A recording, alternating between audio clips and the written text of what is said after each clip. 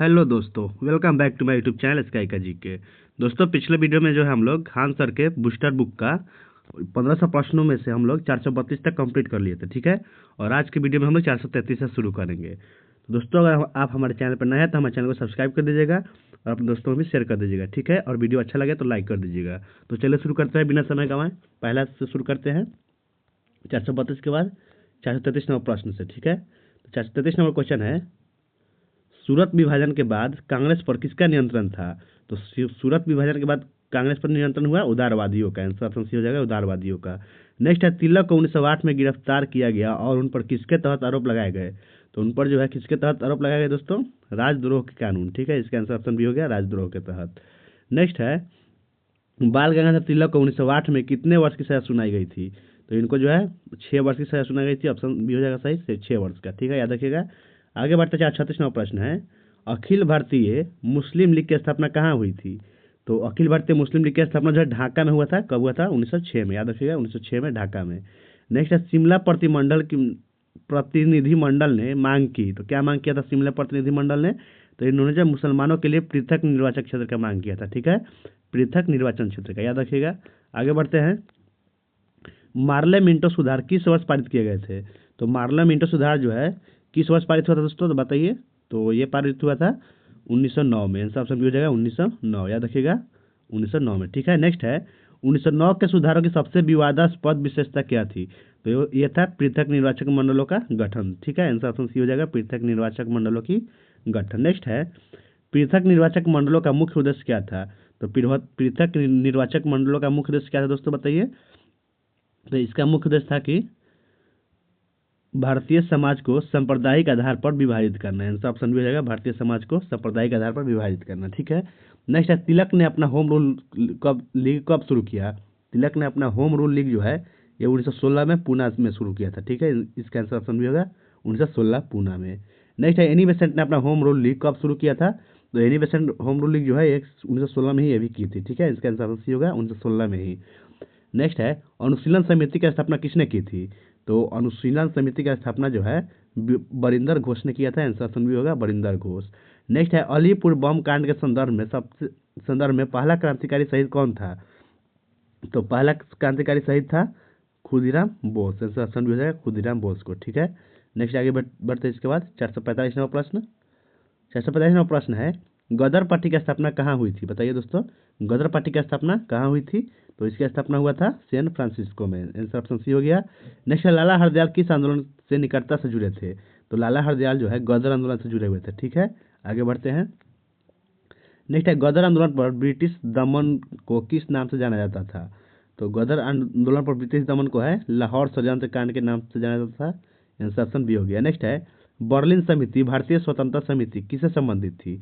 तो बर्लिन समिति जो है वीरेंद्र नाथ चट्टोपाध्याय से संबंधित थी। इसका आंसर ऑप्शन डी हो गया।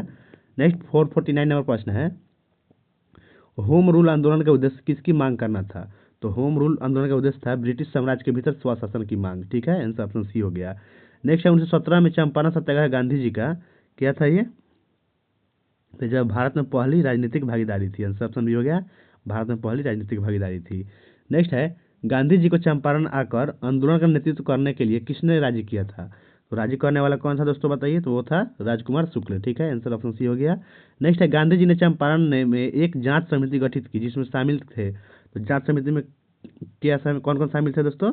तो इसका आंसर क्या होगा बताइए। तो इसका होगा भारतीय और अधिकारी दोनों शामिल थे, ठीक है। आंसर हो गया ऑप्शन नंबर सी। नेक्स्ट है, चंपारण सत्याग्रह का परिणाम क्या था? तो चंपारण सत्याग्रह का परिणाम था किसानों को 25% धन वापसी और जबरन नील की खेती का उन्मूलन, ठीक है। नेक्स्ट है, खेरा सत्याग्रह के पीछे का कारण क्या था? तो खेरा सत्याग्रह के पीछे कारण था फसल खराब होने पर भू राजस्व देने से इनकार। इसका आंसर ऑप्शन सी हो गया। नेक्स्ट आगे बढ़ते हैं। नेक्स्ट 455 नंबर प्रश्न है, 455, किसानों की ओर से खेरा सत्याग्रह का नेतृत्व किसने किया था? तो खेरा सत्याग्रह का नेतृत्व वल्लभ भाई पटेल ने किया था। आंसर ऑप्शन सी होगा, सरदार वल्लभ भाई पटेल। नेक्स्ट है, गांधी जी ने अहमदाबाद मिल हड़ताल किसका समर्थन करने के लिए किया था? तो ये किसके समर्थन के लिए किया था? कपड़ा मिल मजदूर का। आंसर ऑप्शन सी होगा, कपड़ा मिल मजदूर का। नेक्स्ट है, अहमदाबाद विवाद का समाधान कैसे हुआ, ठीक है। तो अहमदाबाद विवाद का समाधान कैसे हुआ दोस्तों, बताइए। तो इसका आंसर क्या हो जाएगा? इसका आंसर हो जाएगा मध्यस्थता न्यायिकरण के माध्यम से, ठीक है। आंसर ऑप्शन सी होगा मध्यस्थता न्यायाधिकरण के माध्यम से। नेक्स्ट है अहमदाबाद की मध्यस्थता समिति ने कितना बोनस दिया? तो मध्यस्थता समिति जो है 35% बोनस दिया था, याद रखिएगा 35%। नेक्स्ट आगे बढ़ते हैं, अहमदाबाद हड़ताल ने गांधी जी की प्रतिष्ठा किस प्रकार स्थापित की?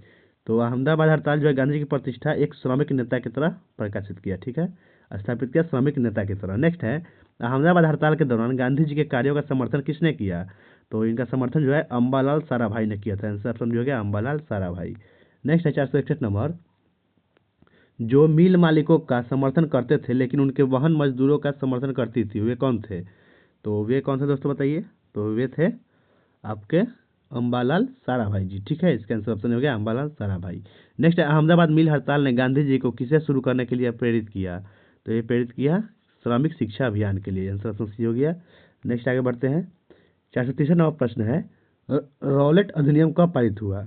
बताइए दोस्तों, रॉलेट अधिनियम कब पारित हुआ? ये हुआ है 1919 में, याद रखिए 1919। नेक्स्ट है रॉलेट एक्ट को काला अधिनियम किसने कहा था?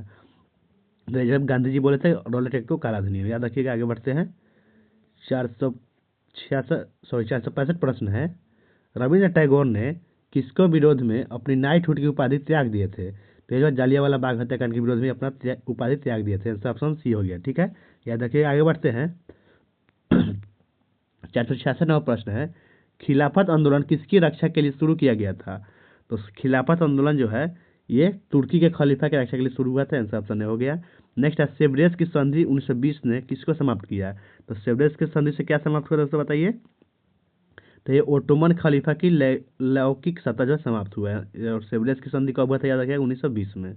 नेक्स्ट है, किस राष्ट्रवादी नेता ने खिलाफत को असहयोग से जोड़ा? बताइए, किस राष्ट्रवादी नेता ने खिलाफत को असहयोग से जोड़ा है? महात्मा गांधी जी ने, ठीक है। आंसर ऑप्शन बी हो गया महात्मा गांधी। खिलाफत समिति का गठन कहाँ हुआ था? बताइए दोस्तों। तो इसका गठन बम्बई में हुआ था। आंसर ऑप्शन सी हो गया बम्बई में। नेक्स्ट है असहयोग आंदोलन किसके प्रत्युत्तर में शुरू किया गया था?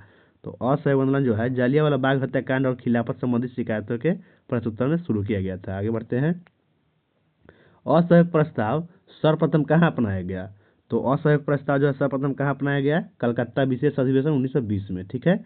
नेक्स्ट है असहयोग आंदोलन को कांग्रेस के किस अधिवेशन में अनुमोदित किया गया था? तो ये किया गया था आपके नागपुर अधिवेशन 1920 में, ठीक है। ऑप्शन बी सही होगा।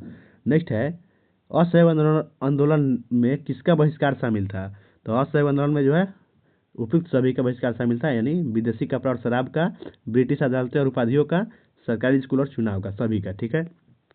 आगे बढ़ते हैं, आगे प्रश्न है, छात्रों में किसका बहिष्कार करने का आग्रह किया गया था? छात्रों से किसका बहिष्कार करने का आग्रह किया गया था? ब्रिटिश संचालित शिक्षण संस्थान से, ठीक है। इसका आंसर ऑप्शन बी हो गया। नेक्स्ट है सी.आर. दास और मोतीलाल नेहरू जैसी हस्तियों ने किससे त्याग पत्र दिया? तो इन्होंने जो है वकालत से त्याग पत्र दे दिया था, ठीक है। आंसर ऑप्शन बी हो गया वकालत से। नेक्स्ट है गांधी जी ने किसके बाद असहयोग आंदोलन को स्थगित कर दिया? तो इन्होंने जो है चौरा चौरी कांड के बाद ये जो है असहयोग आंदोलन को स्थगित कर दिया था, ठीक है। इसका आंसर कौन सा हो गया? Option number C. नेक्स्ट है चौरी चौरा कांड की घटना कहाँ हुई थी? बताइए दोस्तों, ये हुआ था कहाँ? उत्तर प्रदेश में, ठीक है, उत्तर प्रदेश में हुआ था। स्वराज पार्टी का गठन कब हुआ? ये भी इंपॉर्टेंट है। स्वराज पार्टी का गठन 1923 में हुआ, ठीक है, ये बार बार पूछता है। आगे है स्वराज पार्टी के संस्थापक कौन थे? ये भी पूछता है दोस्तों। स्वराज पार्टी के संस्थापक जो है कौन थे बताइए? तो वो थे सी.आर. दास और मोतीलाल नेहरू। ऑप्शन सी सही हो जाएगा, ठीक है। स्वराजवादियों को किन अन्य नामों से भी जाना जाता है? तो इनको जो है परिवर्तन समर्थक के अन्य नाम से जानते हैं, ठीक है, याद रखिएगा। आगे बढ़ते हैं, अपरिवर्तनवादियों ने स्वराजवादियों का विरोध इसलिए किया क्यों किया था? तो क्योंकि वे जो है परिषदों के बाहर रचनात्मक कार्य जारी रखना चाहते थे। आंसर ऑप्शन बी हो गया। नेक्स्ट है बारदौली सत्याग्रह का नेतृत्व किसने किया था? तो इसका नेतृत्व जो है सरदार वल्लभ भाई पटेल ने किया था। ऑप्शन नंबर डी सही हो जाएगा, ठीक है। आगे बढ़ते हैं, वल्लभ भाई पटेल को सरदार की उपाधि किसने प्रदान किया? तो वल्लभ भाई पटेल को सरदार की उपाधि कौन प्रदान किया था बताइए दोस्तों? तो ये प्रदान किया बरदौली की महिलाओं ने। ऑप्शन सी होगा बरदौली की महिलाओं ने, ठीक है। नेक्स्ट है 484 नंबर प्रश्न है, साइमन कमीशन भारत कब आया? ठीक है दोस्तों, साइमन कमीशन जो है भारत कब आया? 1927 में आया था। ऑप्शन बी सही होगा। आगे बढ़ते हैं,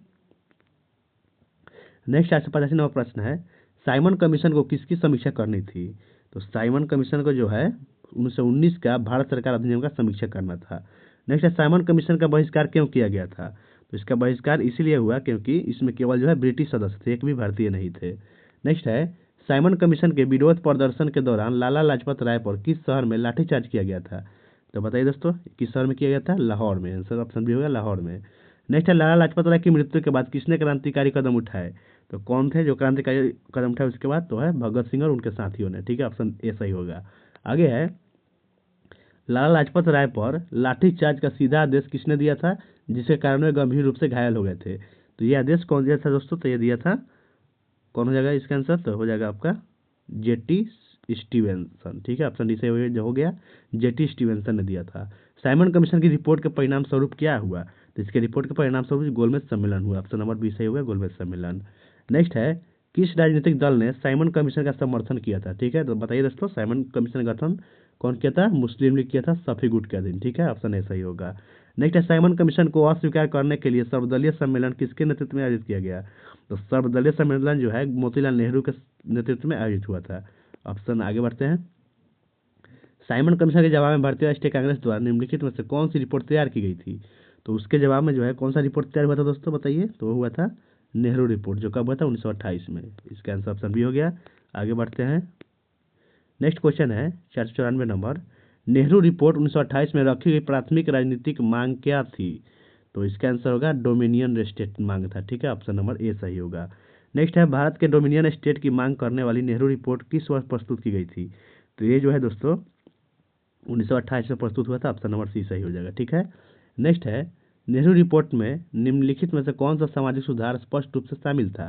तो इसमें स्पष्ट रूप से कौन सा सामाजिक सुधार शामिल था दोस्तों, बताइए? तो होता है पुरुषों और महिलाओं के लिए समान अधिकार। ठीक है, नेक्स्ट है, नेहरू रिपोर्ट के किस प्रावधान को मुस्लिम लीग ने अस्वीकार कर दिया जिससे सांप्रदायिक मतभेद पैदा हुए? तो प्रावधान कौन सा था? होता है पृथक निर्वाचक मंडल का विरोध। ठीक है, इसका आंसर ऑप्शन सी हो गया। नेक्स्ट है, नेहरू रिपोर्ट निम्नलिखित में से किसका प्रस्ताव करने वाला पहला प्रमुख भारतीय राजनीतिक दस्तावेज था? तो इसका आंसर हो जाएगा नागरिकों के मौलिक अधिकार का। ऑप्शन नंबर सी सही हो गया। नेक्स्ट है, जिन्ना के 14 सूत्र मुख्यतः निम्नलिखित में से किसके प्रत्युत्तर में तैयार किए गए थे? तो जिन्ना के 14 सूत्र जो है ये किसके विरोध में था? प्रत्युत्तर में। तो ये हो जाएगा नेहरू रिपोर्ट के। ऑप्शन नंबर सी सही हो जाएगा। ठीक है, आगे है, मोहम्मद अली जिन्ना ने अपने 14 सूत्र किस वर्ष प्रस्तुत किए थे? तो ये जो है दोस्तों 1929 में प्रस्तुत किए थे। ठीक है, और नेहरू रिपोर्ट 1928 में है, उसी उन्हीं के प्रत्युत्तर में जो है मोहम्मद अली जिन्ना ने 14 सूत्र लाया 1929 में। याद रखिएगा। आगे बढ़ते हैं। 501 नंबर प्रश्न है, निम्नलिखित में से कौन सा जिन्ना की 14 सूत्रीय मांगों में से एक था? तो जिन्ना की 14 सूत्रीय मांगों में से एक कौन सा था दोस्तों? तो ये था सभी प्रांतों के लिए स्वायत्तता। ठीक है, आगे बढ़ते हैं। नेक्स्ट प्रश्न है 502 नंबर, निम्नलिखित में से कौन सा जिन्ना के 14 बिंदुओं में शामिल नहीं था? ठीक है, तो बताइए कौन शामिल नहीं था? तो वो था पूर्ण स्वतंत्रता की मांग से शामिल नहीं था। नेक्स्ट है, भारतीय राष्ट्रीय कांग्रेस के किस अधिवेशन में पूर्ण स्वराज प्रस्ताव पारित किया गया था? तो ये किस अधिवेशन में पारित हुआ पूर्ण स्वराज का? तो यह है लाहौर अधिवेशन 1929 में। ऑप्शन नंबर सी सही होगा। आगे बढ़ते हैं। भारतीय राष्ट्रीय कांग्रेस के ऐतिहासिक 1929 के लाहौर अधिवेशन के दौरान अध्यक्ष कौन थे? तो लाहौर अधिवेशन की अध्यक्षता जो है जवाहरलाल नेहरू ने किया था। ऑप्शन नंबर डी सही हो गया। नेक्स्ट है, भारतीय राष्ट्रीय कांग्रेस द्वारा पूर्ण स्वराज प्रस्ताव औपचारिक रूप से किस तिथि को पारित किया गया था? तो ये जो है किस तिथि को पारित हुआ दोस्तों, आप लोग कमेंट में बताइए। ठीक है, ये प्रश्न आप पर छोड़ते हैं। आगे बढ़ते हैं। 506 प्रश्न है, 1929 के लाहौर अधिवेशन के अंत में ऐतिहासिक ध्वजारोहण किस नदी के तट पर हुआ था? तो ये किस नदी के तट पर हुआ था दोस्तों? तो ये हुआ था रावी नदी के तट पर। याद रखिएगा, रावी नदी के तट पर। नेक्स्ट है, 1929 में पारित पूर्ण स्वराज प्रस्ताव ने सीधे तौर पर किस प्रमुख राष्ट्रीय आंदोलन को जन्म दिया? तो किस आंदोलन को जन्म दिया दोस्तों, बताइए? तो ये जन्म दिया सविनय अवज्ञा आंदोलन को। ऑप्शन नंबर बी सही हो गया, सविनय अवज्ञा आंदोलन को। नेक्स्ट है, मार्च 1930 में महात्मा गांधी के नेतृत्व में दांडी मार्च का मुख्य उद्देश्य क्या था? तो दोस्तों बताइए, दांडी मार्च का मुख्य उद्देश्य क्या था? अंग्रेजों द्वारा लगाए गए नमक कानून का उल्लंघन। ठीक है, ऑप्शन नंबर बी सही हो गया। नेक्स्ट है, गांधी ने सविनय अवज्ञा आंदोलन शुरू करने के लिए दांडी मार्च किस तिथि को शुरू किया था? तो दांडी मार्च की शुरुआत किस तिथि को हुआ था? 12 मार्च 1930 को। याद रखिएगा, 12 मार्च 1930 को। ऑप्शन नंबर ए सही हो जाएगा। नेक्स्ट है, 1930 में दांडी मार्च किस स्थान से शुरू हुआ था? तो ये भी बहुत इंपॉर्टेंट क्वेश्चन दोस्तों, ये भी पूछता है कि दांडी मार्च जो है किस जगह से शुरू हुआ था, किस स्थान से शुरू हुआ था? तो बताइए इसका आंसर होगा क्या? इसका हो जाएगा साबरमती आश्रम से शुरू हुआ था। ऑप्शन नंबर ए सही हो जाएगा। ठीक है, साबरमती आश्रम से। नेक्स्ट आगे बढ़ते हैं। 511 प्रश्न है, 1930 में दांडी मार्च शुरू करते समय गांधी जी के साथ कितने अनुयायी थे? तो इनके साथ जो है 78 अनुयायी थे। ऑप्शन नंबर बी सही हो जाएगा। नेक्स्ट है, गांधी जी के तटीय गांव दांडी पहुंचने के साथ दांडी मार्च का समापन किस तारीख को हुआ? तो ये भी पूछता है कि दांडी मार्च जो है कब समाप्त हुआ, तो यह हुआ 6 अप्रैल 1930 को। ठीक है, आगे बढ़ते हैं। नेक्स्ट है, दांडी मार्च के अंत में गांधी जी ने किस ब्रिटिश कानून का जानबूझकर उल्लंघन किया था, तो है नमक कानून का। ऑप्शन नंबर सी सही हो जाएगा, नमक कानून का। नेक्स्ट है, सविनय अवज्ञा आंदोलन के दौरान किस शहर में एक हिंसक विद्रोह हुआ जिसके कारण मार्शल लॉ लागू हुआ, तो ये किस शहर में हुआ था दोस्तों, सोलापुर में, याद रखिएगा सोलापुर में। आगे बढ़ते हैं। गांधी ऋण समझौते पर कब हस्ताक्षर किए गए जिससे सविनय अवज्ञा आंदोलन में विराम लग गया, तो इसका हस्ताक्षर कब हुआ इस पे दोस्तों बताइए, तो यह हुआ 4 अगस्त 1931 को हुआ है, जिसके कारण सविनय अवज्ञा आंदोलन जो है विराम हो गया। ठीक है, मैंने समाप्त हो गया। उसके बाद 1931 के गांधी ऋण समझौते में निम्नलिखित में से कौन सा प्रावधान शामिल था, तो इसका आंसर होगा व्यक्तिगत उपयोग के लिए नमक बनाने की अनुमति देना। ठीक है, इसका आंसर ऑप्शन सी हो गया। नेक्स्ट है, गांधी ऋण समझौते के अनुसार अंग्रेज किन बातों पर सहमत हुए थे, तो इसका आंसर क्या होगा, इसका हो जाएगा हिंसा में शामिल न होने वाले सभी राजनीतिक कैदियों को रिहा करना पर। ठीक है, इस पर शामिल हो गए थे। नेक्स्ट है, गांधी ऋण समझौते के तहत कांग्रेस ने बदले में क्या सहमति व्यक्त की थी, तो कांग्रेस जो है बदले में क्या सहमति व्यक्त की दोस्तों बताइए, तो व्यक्त किया कि सविनय अवज्ञा आंदोलन को स्थगित करना और दूसरे गोलमेज सम्मेलन में भाग लेना। ठीक है, इसका आंसर ऑप्शन सी हो गया। आगे बढ़ते हैं। आगे प्रश्न है 519वां प्रश्न है, गांधी इरविन समझौते के अनुसार कौन से विवादास्पद ब्रिटिश उपायों को वापस लेने पर सहमति हुई, तो इसका आंसर क्या होगा दोस्तों, इसका हो जाएगा नागरिक स्वतंत्रता को प्रतिबंधित करने वाले अध्यादेश को। ऑप्शन नंबर बी सही हो गया। नेक्स्ट है, भारतीय राष्ट्रीय कांग्रेस ने किस वर्ष और किस शहर में मौलिक अधिकारों और आर्थिक नीति पर प्रस्ताव पारित किया था, तो किस शहर में किया था दोस्तों बताइए, तो ये किया था कराची अधिवेशन 1931 में। ऑप्शन नंबर बी सही हो गया। आगे बढ़ते हैं। 521वां प्रश्न है, 1931 में भारतीय राष्ट्रीय कांग्रेस के कराची अधिवेशन की अध्यक्षता किसने किया था, तो कराची अधिवेशन की अध्यक्षता जो है सरदार वल्लभ भाई पटेल ने किया था। नेक्स्ट क्वेश्चन, कराची अधिवेशन में पारित मौलिक अधिकारों पर प्रस्ताव में निम्नलिखित में से कौन से प्रावधान शामिल थे, तो इसमें जो है सार्वभौमिक वयस्क मताधिकार शामिल था। आंसर ऑप्शन हो गया। नेक्स्ट है, 1931 के कराची प्रस्ताव में राज्य के किन दायित्व पर बल दिया गया था, ठीक है, तो बताइए ये दिया गया था किन पर, निःशुल्क और अनिवार्य प्राथमिक शिक्षा प्रदान करना पर। ठीक है, ऑप्शन नंबर सी सही होगा। नेक्स्ट है, कराची में मौलिक अधिकार प्रस्ताव में निम्नलिखित में से किन आधार पर बल दिया गया था, तो इसका आंसर क्या है दोस्तों, इसका होगा धर्म को मानने और उसका प्रचार करने के अधिकार को बल दिया गया था। ठीक है, आगे है, कराची अधिवेशन से कुछ दिन पहले ही किस स्वतंत्रता सेनानी को फांसी दे दी गई थी जिससे उसकी कार्यवाही पर नकारात्मक प्रभाव पड़ा। ठीक है, तो किसको फांसी हुआ था, वो है भगत सिंह को। ऑप्शन नंबर बी सही हो गया, भगत सिंह को। नेक्स्ट है, पहला गोलमेज सम्मेलन 1930 क्यों आयोजित किया गया था, तो गोलमेज सम्मेलन जो है पहला वो क्यों आयोजित हुआ था दोस्तों बताइए, तो यह आयोजित हुआ था भारत के संवैधानिक सुधारों पर विचार करने के लिए। ऑप्शन नंबर सी सही हो गया। ठीक है, नेक्स्ट आगे बढ़ते हैं।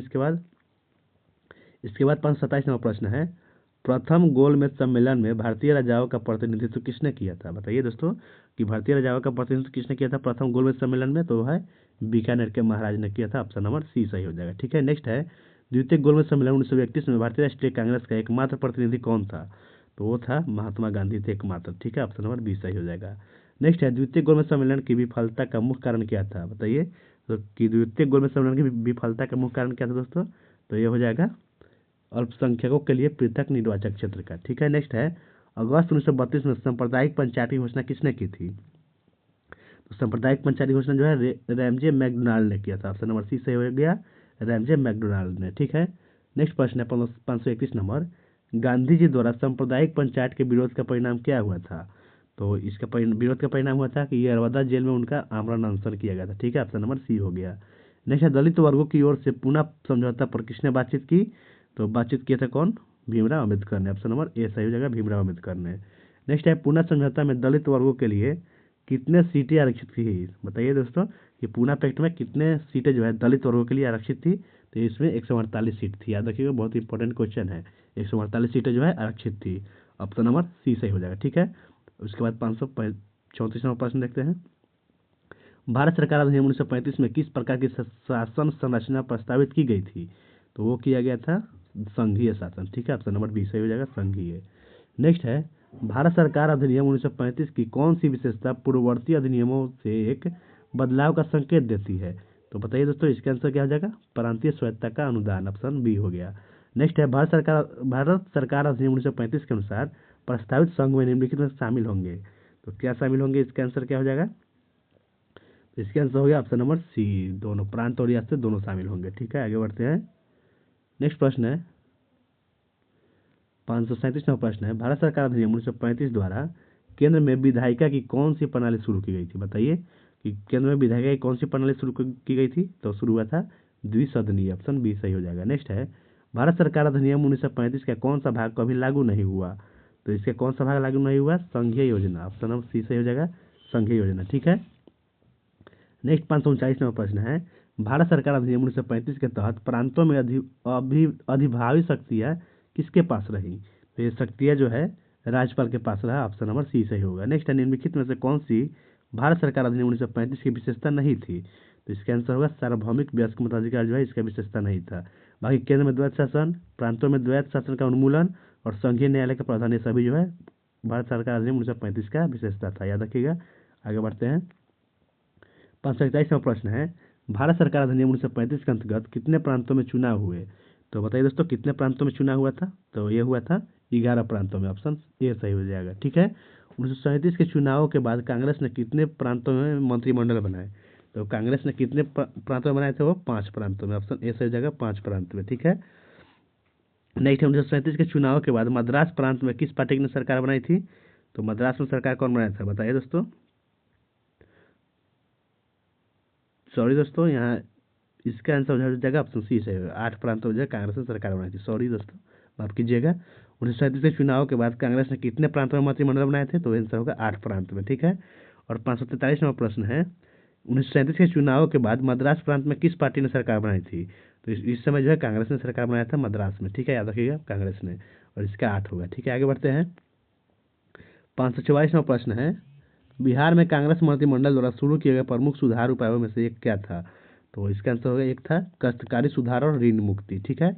नेक्स्ट है 1939 में जब कांग्रेस मंत्रिमंडलों ने इस्तीफा दिया तब ब्रिटेन के प्रधानमंत्री कौन थे? तो 1939 में ब्रिटेन के प्रधानमंत्री कौन थे? नेविल चेम्बरलेन थे। ठीक है, नेविल चेम्बरलेन, याद रखिएगा। आगे बढ़ते हैं 546वां प्रश्न है, बिहार प्रांतीय किसान सभा की स्थापना कब हुई थी? बताइए बिहार प्रांतीय किसान सभा की स्थापना कब हुई थी? ये दरोगा के लिए बहुत ही इंपॉर्टेंट क्वेश्चन है, बताइए इसका आंसर क्या हो जाएगा? तो इसका आंसर होगा दोस्तों 1929 में हुआ था, ऑप्शन बी सही हो जाएगा। ठीक है। अखिल भारतीय किसान सभा की औपचारिक स्थापना कब हुई थी? बताइए। तो इसका जो है स्थापना 1936 में हुआ था, यह भी इंपॉर्टेंट है, ऑप्शन सी सही हो जाएगा। ठीक है, आगे बढ़ते हैं 548वां प्रश्न है, भारतीय राष्ट्रीय कांग्रेस के एक अधिवेशन के दौरान अखिल भारतीय किसान सभा का स्थापना किस शहर में हुआ था? तो ये जो है लखनऊ में हुआ था, ऑप्शन बी सही होगा।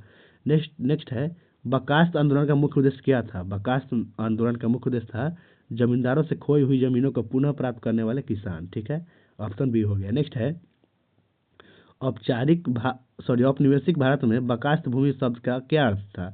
तो बर्खास्त भूमि शब्द का अर्थ था अधिभोगी काश्तकारों द्वारा खेती की गई लेकिन जमींदारों द्वारा पुनः प्राप्त की गई भूमि थी। ठीक है, ऑप्शन सी सही हो जाएगा। नेक्स्ट आगे बढ़ते हैं 551वां प्रश्न है, अखिल भारतीय किसान सभा के फैजपुर अधिवेशन 1936 में पारित प्रस्तावों में से एक क्या था?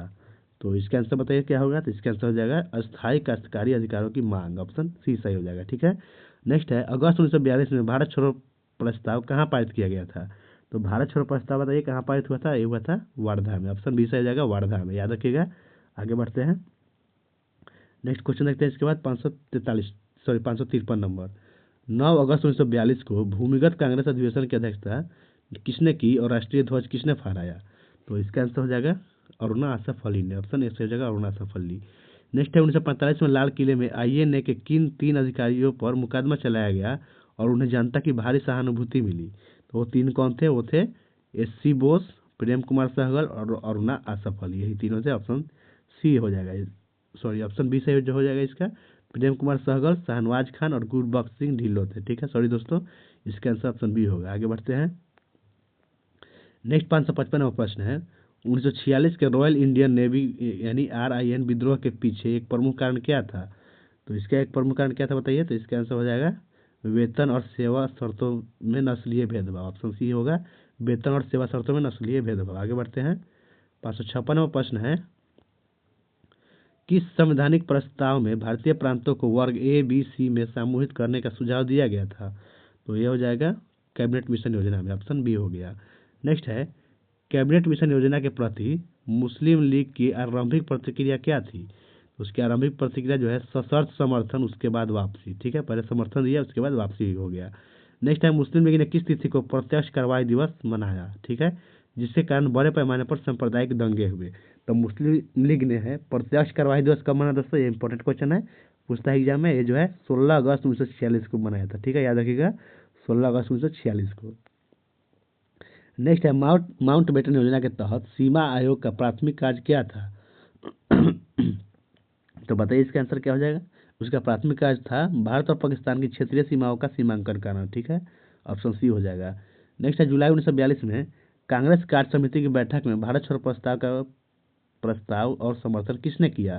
तो ये जो है नेहरू और सरदार पटेल ने किया था, ऑप्शन बी सही होगा। नेक्स्ट है भारत छोड़ो आंदोलन के दौरान गांधी जी ने करो या मरो का आह्वान कहाँ से किया था। तो गांधी जी ने करो और मरो का नारा जो है बम्बई में दिया था, ऑप्शन सी सही हो जाएगा, ठीक है, बम्बई से।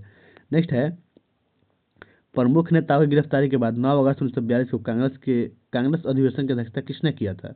तो बताइए कांग्रेस अधिवेशन की अध्यक्षता कौन किया था, वो किए थे अरुणा असफ अली ने, ऑप्शन ए होगा अरुणा असफ अली। नेक्स्ट है भारत छोड़ो आंदोलन के दौरान भूमिगत नेताओं में कौन शामिल थे। तो भूमिगत नेताओं में जो है उपयुक्त सभी शामिल थे, कौन कौन है, बिजू पटनायक, आरपी गोयनका, अरुणा असफ अली, राम मनोहर लोहिया, अच्युत पटवर्धन और सुचेता कृपलानी, ये सभी जो है उसमें शामिल है, ठीक है, भूमिगत नेताओं में। नेक्स्ट है 564 प्रश्न है भारत छोड़ो आंदोलन के दौरान कांग्रेस रेडियो का संचालन किसके द्वारा किया गया था। बताइए, ये भी बहुत इंपॉर्टेंट क्वेश्चन है, ये भी पूछता है दोस्तों, ठीक है, याद रख लीजिएगा। तो भारत छोड़ो आंदोलन के दौरान कांग्रेस रेडियो का संचालन किसके द्वारा किया गया था। तो इसका आंसर क्या हो जाएगा दोस्तों, इसका आंसर हो जाएगा उषा मेहता के द्वारा, ठीक है, याद रखिएगा उषा मेहता। नेक्स्ट है चित्तू पांडे ने भारत छोड़ो आंदोलन के दौरान कहाँ पर एक समांतर सरकार की स्थापना की थी। तो इन्होंने जो है बलिया में एक समांतर सरकार की स्थापना किया था, ऑप्शन बी सही हो जाएगा बागी बलिया, ठीक है। नेक्स्ट है सतारा की प्रति सरकार किससे संबंधित थी। तो सतारा की प्रति सरकार जो है किससे संबंधित थी। तो ये संबंधित थी दोस्तों नाना पाटिल और वाई चौहान से, ठीक है। नेक्स्ट है 1942 में टोक्यो में गठित भारतीय स्वतंत्रता लीग की अध्यक्षता किसने की थी। तो भारतीय स्वतंत्रता लीग की अध्यक्षता जो है रास बिहारी बोस ने किया था, ऑप्शन सी सही होगा। नेक्स्ट है 1944 में भारतीय धरती पर AINA का झंडा पहली बार कहाँ फहराया गया था। तो INA का झंडा जो है पहली बार मोइरांग में फहराया गया था, ऑप्शन बी सही होगा, ठीक है, मोइरांग में। नेक्स्ट है निम्नलिखित में से किसने इम्फाल अभियान में INA बटालियन का नेतृत्व किया था। तो INA बटालियन का नेतृत्व इम्फाल अभियान में किसने किया था, शाहनवाज खान ने, ठीक है, ऑप्शन सी होगा शाहनवाज खान। आगे बढ़ते हैं INA के मुकदमे कहाँ आयोजित किए गए थे। बताइए INA के मुकदमे जो है कहाँ आयोजित किए गए थे। तो ये आयोजित किए गए थे लाल किला में, ऑप्शन सी सही होगा। नेक्स्ट है निम्नलिखित में से किसने INA कैदियों का बचाव नहीं किया। बताइए कौन नहीं किया, राजेंद्र प्रसाद ने, ऑप्शन सी हो जाएगा। नेक्स्ट है रॉयल इंडियन नेवी विद्रोह की शुरुआत कहाँ से हुई। तो रॉयल इंडियन नेवी की विद्रोह की शुरुआत जो है HMIS तलवार से हुआ था, ऑप्शन बी सही जगह HMIS तलवार। नेक्स्ट है निम्नलिखित में से कौन सी RIN रेटिंग्स की मांग नहीं थी। बताइए RIN रेटिंग्स की मांग कौन नहीं थी। तो ये हो जाएगा पाकिस्तान की स्थापना, ऑप्शन डी सही हो जाएगा, ठीक है। नेक्स्ट आगे बढ़ते हैं।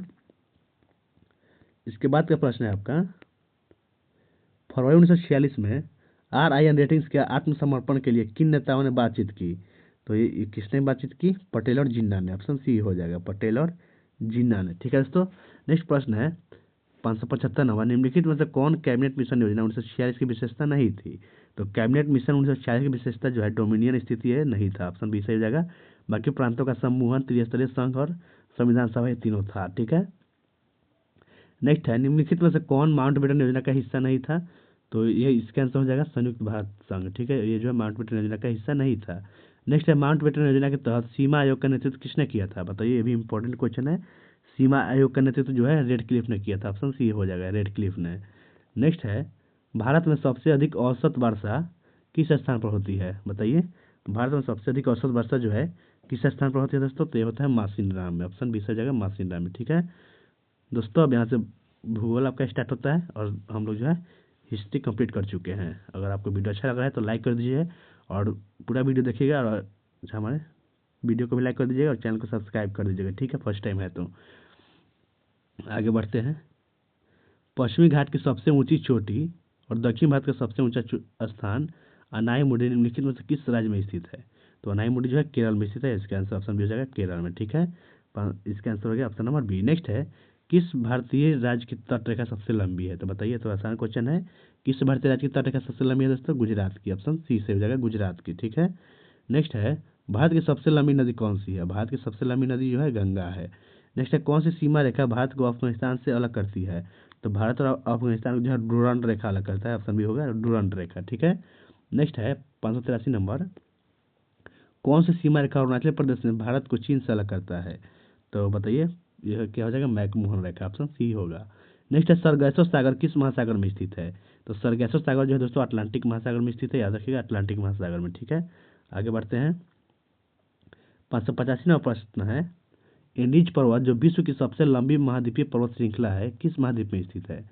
तो बताइए एंडीज पर्वत जो है किस महाद्वीप में स्थित है? तो ये है आपके दक्षिण अमेरिका में, ऑप्शन सी सही हो जाएगा, दक्षिण अमेरिका में। नेक्स्ट है एशिया माइनर मुख्य रूप से किस आधुनिक देश से संबंधित है? तो एशिया माइनर जो है किससे संबंधित है? तुर्की से, ऑप्शन बी होगा तुर्की से। नेक्स्ट है टॉरस पर्वत कहाँ पाए जाते हैं? बताइए टॉरस पर्वत कहाँ पाए जाते हैं? तुर्की में। नेक्स्ट है निम्नलिखित में से कौन सा रेगिस्तान दक्षिण अफ्रीका में स्थित है? दक्षिण अफ्रीका में कौन सा रेगिस्तान है? कलाहारी मरुस्थल, ऑप्शन सी होगा कलाहारी। नेक्स्ट है 589वां प्रश्न है, एशिया का सबसे बड़ा रेगिस्तान माना जाने वाला गोबी रेगिस्तान निम्नलिखित में से किस देश में स्थित है? तो गोबी रेगिस्तान जो है दोस्तों चीन और मंगोलिया में स्थित है, ऑप्शन बी हो जाएगा चीन और मंगोलिया में। नेक्स्ट है कौन सा देश कनाडा के साथ सबसे लंबी स्थलीय सीमा साझा करता है? तो बताइए कौन सा देश जो है कनाडा के साथ सबसे लंबी स्थलीय सीमा साझा करता है? वो है अमेरिका, ठीक है, याद रखिएगा अमेरिका है। 591वां प्रश्न है, दक्षिण अमेरिका का कौन सा रेगिस्तान पृथ्वी के सबसे शुष्क स्थानों में से एक है? तो इसका कौन सा आंसर हो जाएगा दोस्तों बताइए? तो इसका आंसर होगा ऑप्शन नंबर ए हो जाएगा अटाकामा, ठीक है, ऑप्शन ए हो गया अटाकामा। नेक्स्ट है दक्कन ट्रैप का निर्माण किस भूगर्भिक काल में हुआ था? तो इसका निर्माण जो है क्रीटेसस काल में हुआ था, ऑप्शन बी हो जाएगा क्रीटेसस काल। नेक्स्ट है माना जाता है कि टेथिस सागर किन दो प्लेटों के बीच स्थित था? तो टेथिस सागर जो है किन दो प्लेटों के बीच स्थित था दोस्तों बताइए? तो ये स्थित था भारतीय और यूरेशियन के बीच, ऑप्शन नंबर बी हो जाएगा भारतीय और यूरेशियन के बीच, ठीक है। नेक्स्ट आगे बढ़ते हैं, 594 नंबर प्रश्न है, नीलगिरी पहाड़ियाँ जो अपने अनोखे 16 घास के मैदानी पारिस्थितिकी तंत्र के लिए जानी जाती है मुख्यतः किस प्रकार की भूवैज्ञानिक संरचना से बनी है? तो ये बनी है चार्नोकाइट चट्टानों से, ऑप्शन बी सही हो जाएगा इसका चार्नोकाइट चट्टानों से, ठीक है। 595 नंबर प्रश्न है, धारवाड़ चट्टानें मुख्यतः किस खनिज के लिए जानी जाती है? तो धारवाड़ चट्टानें जो है सोना के लिए जानी जाती है, ऑप्शन सी हो जाएगा सोना के लिए, ठीक है। आगे बढ़ते हैं दोस्तों, 596 नंबर प्रश्न है, विंध्य पर्वत श्रृंखला किसके लिए जानी जाती है? बताइए विंध्य पर्वत श्रृंखला जो है किसके लिए जानी जाती है? तो इसका आंसर क्या होगा दोस्तों? इसका आंसर हो जाएगा बी और सी दोनों, यानी लाल बलुआ पत्थर और हीरा दोनों के लिए, ठीक है, याद रखिएगा दोनों के लिए। नेक्स्ट है सुंदरबन डेल्टा किन दोनों नदियों द्वारा निर्मित होता है? तो सुंदरबन डेल्टा जो है गंगा और ब्रह्मपुत्र के द्वारा निर्मित होता है, ऑप्शन हो गया। नेक्स्ट है कश्मीर के करेवा किस खेती के लिए जाने जाते हैं? तो करेवा जो है किस खेती के लिए प्रसिद्ध है? ये केसर के लिए प्रसिद्ध है, याद रखिए केसर के लिए, ठीक है, इंपॉर्टेंट क्वेश्चन है, केसर के लिए प्रसिद्ध है करेवा। नेक्स्ट है त्रिवेणी नहर किस नदी पर है? बताइए त्रिवेणी नहर जो है किस नदी पर है? तो यह है गंडक नदी पर। नेक्स्ट है किस नदी को दक्षिण गंगा के नाम से जानते हैं? बताइए तो दक्षिण गंगा बोलेगा तो गोदावरी और दक्षिण की लगाया देगा दक्षिण की गंगा तो कावेरी हो जाएगा, लेकिन दक्षिणी गंगा बोलेगा तो गोदावरी होगा, ठीक है, ऑप्शन नंबर डी हो गया। नेक्स्ट है 601 नंबर प्रश्न है, कोयल दामोदर और सुवर्णरेखा नदियाँ कहाँ से निकलती है? तो बताइए कोयल दामोदर और सुवर्णरेखा नदी जो है छोटा नागपुर के पठार से निकलती है, ऑप्शन नंबर सी हो गया छोटा नागपुर के पठार से। नेक्स्ट है गंडक नदी किसकी सहायक नदी है? तो गंडक नदी जो है गंगा की सहायक नदी है। पैगोंग तसो झील किस राज्य के शासित प्रदेश में है? तो ये झील जो है लद्दाख में स्थित है, याद रखिएगा पैगोंग तसो झील लद्दाख में है, ठीक है। आगे 604 नंबर प्रश्न है, बुलर झील जो एशिया की सबसे बड़ी मीठे पानी की झीलों में से एक है मुख्य रूप से किस नदी से पोषित होती है? तो बुलर झील जो है किस नदी से पोषित होता है? झेलम नदी से, याद रखिएगा झेलम से। नेक्स्ट है ब्रह्मपुत्र नदी कहाँ से निकलती है? तो ब्रह्मपुत्र नदी जो है तिब्बत से निकलती है, ऑप्शन सी हो जाएगा तिब्बत से। नेक्स्ट है भारत के पूर्वी तट पर स्थित चिल्का झील को निम्नलिखित में से किस श्रेणी में वर्गीकृत किया जा सकता है?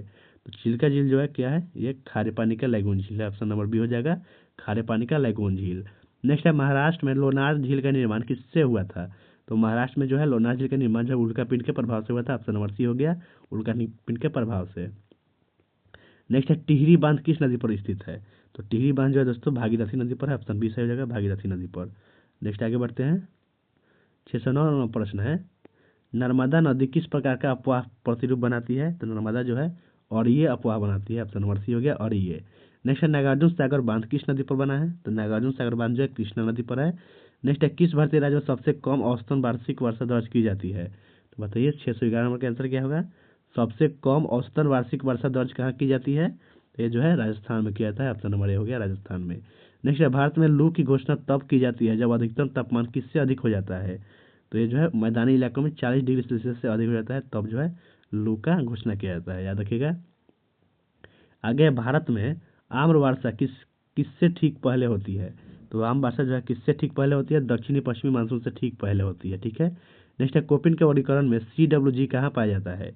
तो CWG है बिहार और पूर्वी उत्तर प्रदेश में पाया जाता है। आंसर ऑप्शन भी हो गया बिहार और पूर्वी उत्तर प्रदेश। नेक्स्ट है मध्य हिमालय में अनुमानित हिमरेखा कितनी है?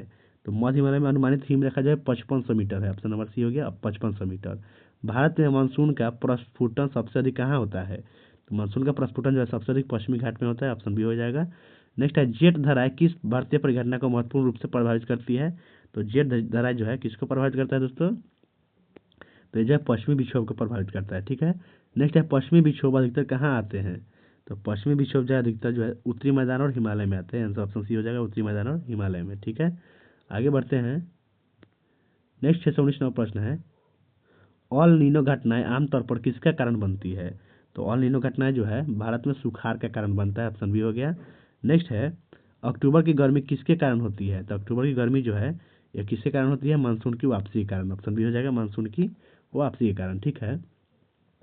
भारत में जैव विविधता में सबसे समृद्ध कौन सा समुद्री क्षेत्र माना जाता है? तो ये जो है मन्नार की खाड़ी माना जाता है सबसे समृद्ध है। नेक्स्ट है वाल्मीकि बाघ अभयारण्य भारत के किस राज्य में स्थित है? तो वाल्मीकि भारत बाघ अभयारण्य जो है अपने बिहार में स्थित है। ऑप्शन नंबर ए हो जाएगा अपना बिहार में, ठीक है। नेक्स्ट है 623 प्रश्न है ग्रेट इंडियन बस्टर्ड किस प्रकार के क्षेत्र में पाया जाता है? तो ग्रेट इंडियन बस्टर्ड जो है ये किस प्रकार के क्षेत्र में होता है बताइए? तो ये होता है अर्ध शुष्क घास के मैदान में। ऑप्शन सी होगा अर्ध शुष्क घास के मैदान में। नेक्स्ट है निम्नलिखित में से कौन सा बायोस्फीयर रिजर्व यूनेस्को द्वारा मान्यता प्राप्त स्थल है? तो इसका आंसर हो जाएगा नोक्रेक जो कहाँ है? मेघालय में है। नेक्स्ट है सुंदरवन के मैंग्रोव किसके उदाहरण है? बताइए सुंदरवन के मैंग्रोव जो है किसके उदाहरण है? तो इसका आंसर हो जाएगा ये जो है बताइए किसका है? तटीय वन का उदाहरण। ऑप्शन नंबर हो जाएगा तटीय वन है। नेक्स्ट है भारत की गिद्ध परियोजना के तहत किस प्रजाति का संरक्षण किया जा रहा है? तो इसका जो है किसका प्रजनन संरक्षण किया जाता है? ठीक है, तो ये हो जाएगा उपरोक्त सभी का, यानी हिमालयन गिरिफन, भारतीय सफेद पीठ वाला गिद्ध और लाल सिर वाला गिद्ध, तीनों का जो है गिद्ध परियोजना के तहत उसका संरक्षण किया जाता है, ठीक है। नेक्स्ट है 27वां प्रश्न है पश्चिमी घाट निम्नलिखित में से किसमें सूचीबद्ध है? बताइए पश्चिमी घाट जो है किसमें सूचीबद्ध है? उपरोक्त सभी में, यानी वैश्विक जैव विविधता हॉटस्पॉट्स ये भी है, विश्व धरोहर स्थल, पारिस्थितिकी रूप से संवेदनशील क्षेत्र, तीनों से, यानी ऑप्शन डी सही होगा उपरोक्त सभी, ठीक है। आगे बढ़ते हैं 628वां प्रश्न है किस पठार को भारत के खनिजों का भंडार माना जाता है? बताइए किस पठार को जो है भारत के खनिजों का भंडार मानते हैं? तो वह छोटा नागपुर के पठार को। ऑप्शन बी हो जाएगा। नेक्स्ट है महाद्वीपीय विस्थापन सिद्धांत किसके द्वारा प्रतिपादित किया गया था? तो महाद्वीपीय विस्थापन सिद्धांत जो है अल्फ्रेड वेगनर के द्वारा प्रतिपादित था। ऑप्शन नंबर ए हो जाएगा अल्फ्रेड वेगनर, ठीक है, याद रखिएगा ऑप्शन ए हो जाएगा, ठीक है। नेक्स्ट है छोटा नागपुर पठार निम्नलिखित में से किस नदी द्वारा अपवाहित होता है? तो बताइए छोटा नागपुर पठार जो है किस नदी द्वारा अपवाहित होता है? तो होता है दामोदर, सुवर्णरेखा और कोयन, तीनों के द्वारा, ठीक है। नेक्स्ट है 621वां प्रश्न है विंध्य पर्वतमाला मुख्यतः किससे बनी है? तो विंध्य पर्वतमाला जो है दोस्तों ये किससे बनी है? ये बनी है बलुआ पत्थर और चूना पत्थर से, याद रखिएगा। नेक्स्ट है भारत का प्रायद्वीपीय पठार किसका उदाहरण है? तो भारत का प्रायद्वीपीय पठार जो है ये उदाहरण है अपशिष्ट पठार का। ऑप्शन डी हो जाएगा अपशिष्ट पठार का, ठीक है। नेक्स्ट है कौन सी भारतीय चट्टान प्रणाली का सबसे प्राचीन है? कौन सी भारतीय चट्टान प्रणाली जो है सबसे प्राचीन है? तो बताइए इसका आंसर क्या हो जाएगा? इसका हो जाएगा अर्कियन। अर्कियन जो है सबसे पुराना है। ऑप्शन सी होगा अर्कियन। संयुक्त अरब अमीरात में यानी यूएई में कितने अमीरात शामिल है? तो यूएई में जो है दोस्तों 7 अमीरात शामिल है। ऑप्शन सी हो जाएगा 7। नेक्स्ट है क्रिस्टोफर कोलंबस का जन्म किस आधुनिक देश में हुआ था? तो बताइए क्रिस्टोफर कोलंबस का जन्म जो है इटली में हुआ था। ऑप्शन सी हो जाएगा इटली में, ठीक है। नेक्स्ट 636वां प्रश्न है किस यूरोपीय देश को यूरोप खेल का मैदान कहा जाता है? तो ये जो है स्विट्जरलैंड को बताता है यूरोप के खेल का मैदान। नेक्स्ट है अंडमान और निकोबार द्वीप समूह की राजधानी कहाँ है? तो अंडमान निकोबार द्वीप समूह का पोर्ट ब्लेयर राजधानी है।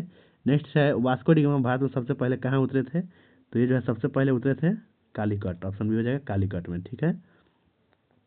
नेक्स्ट है 47वां प्रश्न है किस खोजकर्ता ने भारत के लिए समुद्री मार्ग की खोज की? तो किया था वास्को डी गामा ने, ठीक है, 1498 में। आगे प्रश्न है 640 नंबर निम्नलिखित में से किसे नहरों का शहर कहा जाता है, बताइए। नहरों का शहर किसको बोला जाता है, बताइए दोस्तों। इसका आंसर हो जाएगा वेनिस को जो है नहरों का शहर बोलते हैं, बहुत ही इंपॉर्टेंट है। नेक्स्ट है, कर्क रेखा कितने भारतीय राज्यों से होकर गुजरती है, बताइए। तो कर्क रेखा जो है 8 भारतीय राज्य से होकर गुजरता है, ऑप्शन सी हो जाएगा। नेक्स्ट है, भारत पूर्णतः किस गोलार्ध में स्थित है। तो भारत जो है पूर्ण रूप से पूर्वी और उत्तरी गोलार्ध में, ऑप्शन बी ए हो जाएगा, पूर्वी और उत्तरी गोलार्ध में, ठीक है।